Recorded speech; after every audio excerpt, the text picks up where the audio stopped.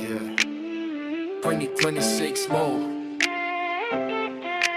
No more chasing ghosts. Di na ako sayang oras sa galit at drama. Akala nila power ang revenge, hindi pala. Distraction lang yan, lumilihi sa daan. Habang busy sila sa hate, ako umaangat. Mga taong nanakit, di sila nakatakas. Sila mismo ang karma, sariling bakas. Hindi nagmamadali ang mundo, marunong mag-inay-tay. Pagkampante na sila, doon nagbabayad. Di ko kailangan gumanti, I've got receipts, trust me.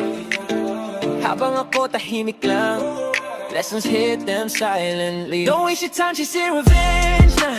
That's not power, that's distraction.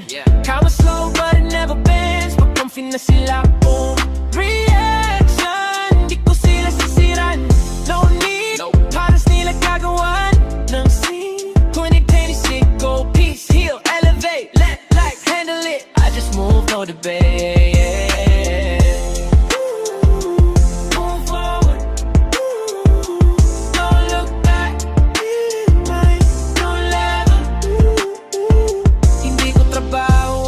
Bagsak ng tao, sariling ugali nilang dudurog sa kanila to. Habang ako nagle-level up, sila paikot-ikot. Same story, same ending, paulit-ulit. Pinili ko kapayapaan kaysa gulo. Pinili ko sarili ko, di na ako uto-uto. Kung nawala ka sa buhay ko, okay lang. Di ka kailangan sa future na tinatayo ko ngayon.